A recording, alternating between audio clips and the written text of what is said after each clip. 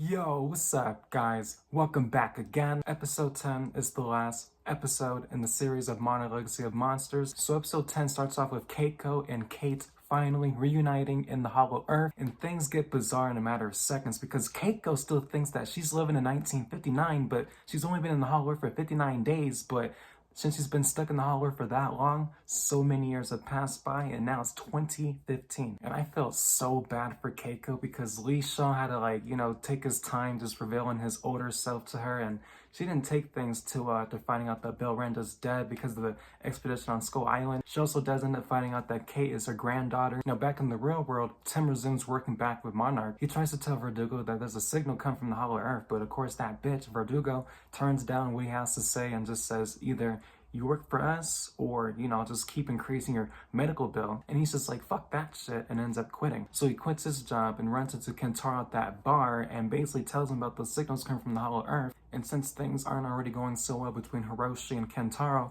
Hiroshi's the only resolution that they have to figuring out, how to get these people out the Hollow Earth. Monarch won't do it, so it's only up to Hiroshi. Now, if you're trying to figure out how they exactly escape the Hollow Earth, well, if you remember that expedition back in 1962 of Lee Shaw, that thing that he was inside of, it's still there in the Hollow Earth. And the crazy part about that is that everything still functions. So all that they just have to do is just reconnect everything. And with that gamma radiation simulator that's still also functioning as well, this brings back the Ion Dragon. And just when they're about to escape with that Ion Dragon about to attack them, guess who the fuck shows up just in time too?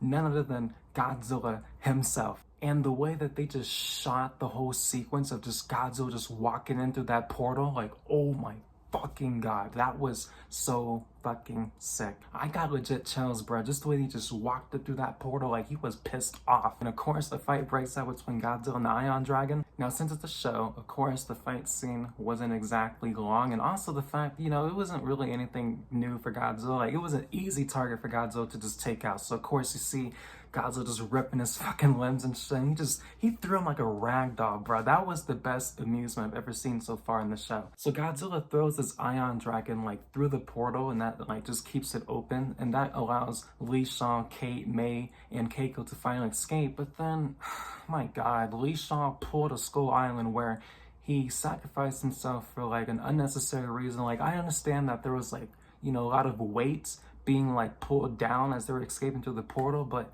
come on, he just basically said, hey, Keiko, thanks for everything, and just let's go. I'm like, what the fuck? But as for everybody else, they escape through the portal, Kate sees Godzilla for the last time, and the next thing you know, they just go through that fucking portal, and then the craziest part is that they time skipped 2 years to 2017. And not only that, they happen to respawn at the Apex Skull Island Research Station. And I knew that place looked familiar because I'm pretty sure that is the same location as the opening scene for GVK. And you find out it's been 2 years from Kentaro because they said it took about 2 years to finally pinpoint exactly where the signal was coming from, and that's exactly where they came from. And to all the Kong fans out there that are curious about if Kong ever shows up in the show or not, well, guess what? He finally fucking does at the very end of this episode. And as you guys can see, this is Kong in his full-grown adult state in the year 2017, 2 years before the events of King of the Monsters. So my only prediction now is, given that one specific shot from the GXK trailer where you see those helicopters flying through that island,